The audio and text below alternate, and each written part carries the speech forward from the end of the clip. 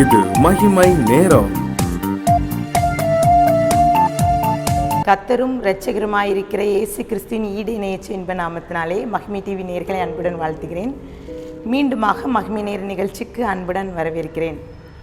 தொடர்ந்து இந்த மாதத்திலும் கூட சிந்திக்கும்படியாக ஆண்டவர் சமூகத்திலே நான் காத்திருந்த போது ஆண்டவர் கொடுத்த தலைப்பு தேவ திட்டம்.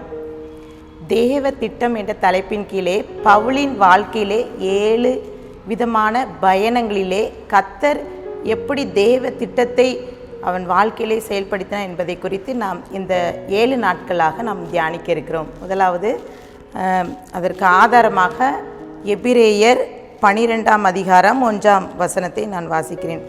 ஆகையால் மேகம் போன்ற இத்தனை திரளான சாட்சிகள் நம்மை சூழ்ந்து கொண்டிருக்க பாரமான யாவற்றையும் நம்மை சுற்றி நெருக்கி நிற்கிற பாவத்தையும் தள்ளிவிட்டு விசுவாசத்தை துவக்குகிறவரும் முடிக்கிறவருமாயிருக்கிற இயேசுவை நோக்கி நமக்கு நியமித்திருக்கிற ஓட்டத்தில் பொறுமையோடே ஓடக்கடவோம். நமக்கு நியமித்திருக்கிற ஓட்டம் கிறிஸ்தவ வாழ்க்கையிலும் கூட நம்மளுடைய ஆவிக்குரிய போராட்டம், ஆவிக்குரிய வளர்ச்சி என்று 2 காரியங்கள் உண்டு. இன்னும் நம்மளுடைய உலக பிரகாரமான காரியங்களே எடுத்துக்கொண்டால் நம்மில் அநேகர் சொல்வது உண்டு, நான் இந்த படிப்பு படிக்க வேண்டும் என்று நினைத்தேன், ஆனால் என்னை அறியாமல் நான் இந்த பாடத்தை இந்த ஒரு டிகிரியை முடித்து விட்டேன். சிலர் சொல்லுவாங்க, தெரியாமல் இந்த பாடத்தை எடுத்து படித்து விட்டேன். இல்லை, என்னுடைய பெரியவர்கள் சொல்லுவாங்க, என்னுடைய பிள்ளைக்கு தெரியாமல் இந்த மகளை திருமணம் செய்து வைத்து விட்டேன். இன்னும் சொல்லுவாங்க, என்னுடைய மகளுக்கு தெரியாமல் இந்த பையனை திருமணம் செய்து வைத்து விட்டேன் என்று சொல்வதுண்டு. இன்னும் சிலர், யான் தான் அந்த நண்பர்களை நான் சந்தித்தேனோ, இதனால தான் என் வாழ்க்கையில் இப்படி ஒரு பிரச்சனை. இப்படி நம்மளுடைய வாழ்க்கையில் உலக பிரகாரமான சூழ்நிலையில் ஏதாவது ஒரு காரியத்தை சொல்லி நாம் என்ன செய்கிறோம், ஒருவேளை நம்மை அறியாமல் இது நடந்து விட்டதோ என்று சொல்லி நினைத்து கொண்டிருக்கிறோம். ஆனால் நம்மளுடைய வாழ்க்கையிலே ஒவ்வொரு காரியத்திலும் தேவ திட்டம் இருக்கிறது என்பதை குறித்து நாம் ஒவ்வொரு நாளும் உணர்ந்து நம்மளுடைய செய்கின்ற நம்மளுடைய வேலைகளும் இருந்தாலும் சரி, எல்லா காரியத்திலும் கர்த்தர் நமக்கு தேவ திட்டத்தை வைத்திருக்கிறார் என்பதை அறிந்து கொள்ள வேண்டும். 2 நாட்களுக்கு முன்பாக நான் நடந்து சென்று கொண்டிருக்கும்போது ஒரு ஸ்கூட்டியும் ஒரு பேருந்து அப்படி நேருக்கு நேராக மோதி அங்கே ஸ்பாட் அவுட், அந்த மனிதன் இறந்து விட்டார். பாருங்கள், எல்லாரும் அப்படி சூழ்ந்து கொண்டு இருக்கும்போது நாங்கள் பார்க்குறோம். அந்த மனிதனை பார்த்தா நான் ஒரு சாட்டமாக அவங்களுக்கு அவங்க இந்த மரணம் வருவதற்கு எந்த ஒரு அறிகுறி இல்லை. அவங்க அதை மறிக்கும் முன்பதாக அங்கே அவங்க காய்கறி கடையிலே நன்றாக காய்கறியெல்லாம் வாங்கிட்டு அப்படி திரும்பும்போது அங்கே காய்கறியெல்லாம் சிதறி கிடக்கிறது பார்க்கும்போது வேதனையாக இருந்தது. நம்மளுடைய வாழ்க்கையிலே அடுத்து என்ன நடக்கும் என்பது ஒரு கேள்விக்குறியான ஒன்றாக இருக்கிறது. இன்றைக்கு பவுலின் வாழ்க்கையிலே கர்த்தருடைய தேவ திட்டம் என்ன, அவனுடைய வாழ்க்கை பயணத்திலே முதலாவது பயணம் என்ன காரியத்தை நமக்கு கற்றுத் தருகிறது என்று பார்க்கலாம். முதலாவது, பவுல் ஒரு கிரேக்க மொழி தெரிந்த ஒரு யூதன். இன்னும் சொல்ல வேண்டுமென்றால் அவனுடைய பெற்றோர்கள் எப்படின்னா எபிரேய பாஷை பேசின ஒரு பரிசேயர்கள். இப்போ இவர்கள் இந்த பவுலுக்கு அவனுடைய சிறு வயதிலேயே அவன் கமாலியலுக்கு கீழே இருந்து கல்வி கற்று கல்வி அறிவிலே மிக தேறின ஒரு மனிதன்.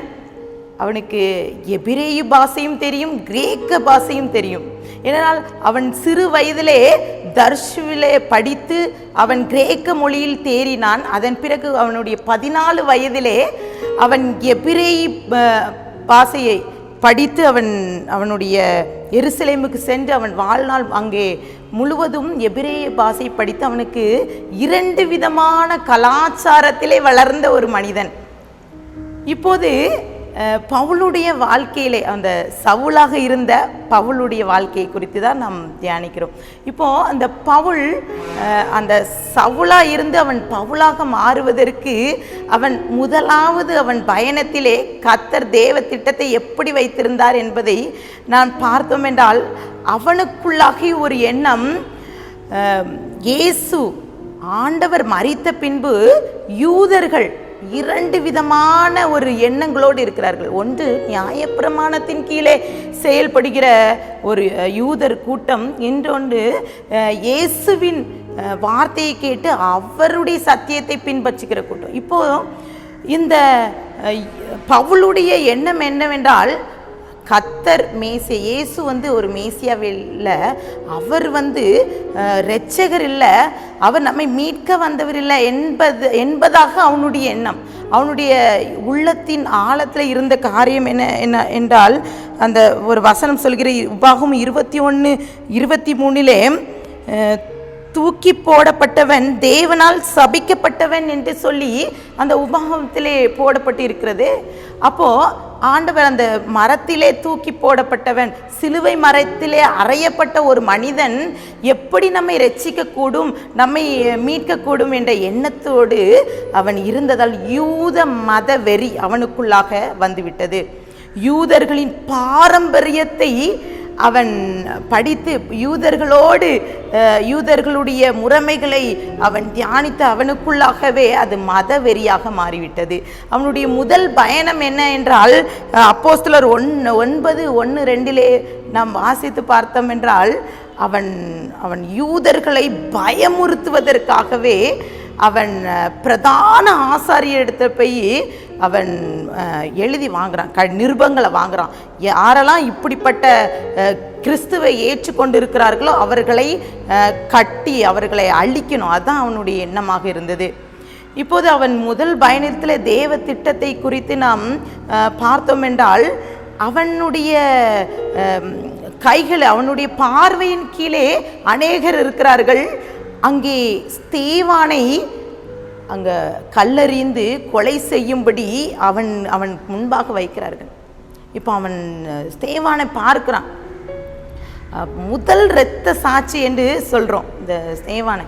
அப்போ அவன் அருகே இருந்த சவுல், அவனுடைய இருதயத்தில் வந்த எண்ணம் என்ன என்றால், அவன் மனதுக்குள்ளாக அந்த ஸ்தேவானை பார்க்கிறார்.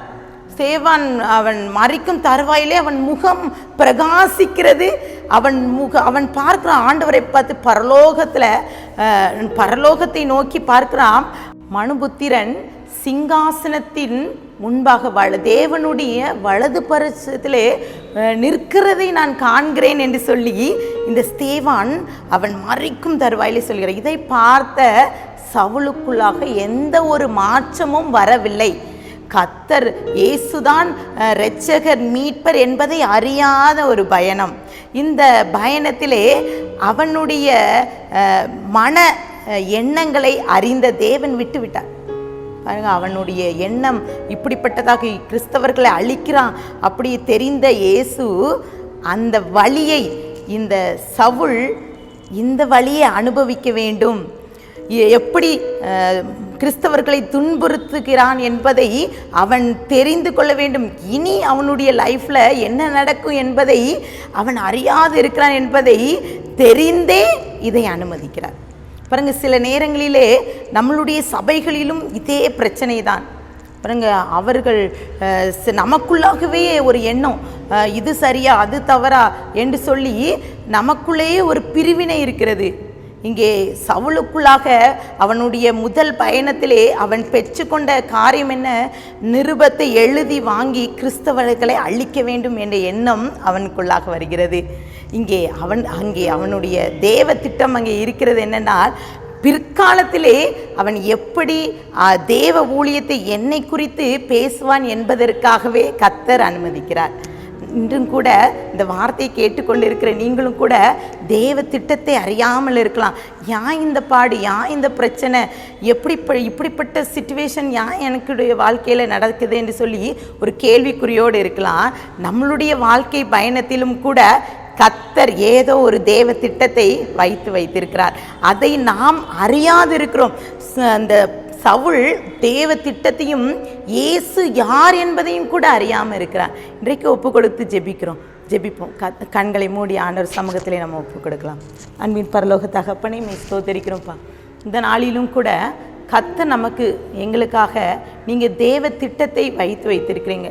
சவுலுடைய வாழ்க்கையிலே அவன் முதல் பயணத்திலே கிறிஸ்தவர்களை அழிப்பதற்காகவே அவன் பயணிக்கிறான். அவன் பயணத்திலே கர்த்தர் அவனுக்கு அவனுடைய நோக்கத்தை அறிந்து விட்டு விடுகிறார். இன்றைக்கும் கூட எங்களுடைய வாழ்க்கையிலே நோக்கத்தை அறியாதபடி நாங்கள் பயணித்து கொண்டிருக்கலாம்.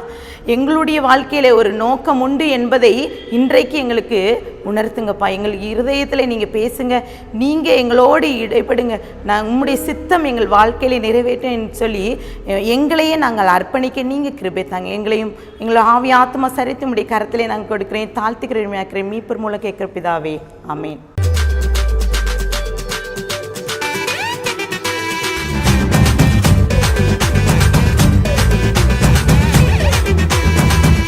மகிமை மகிமை மகிமை மகிமை மகிமை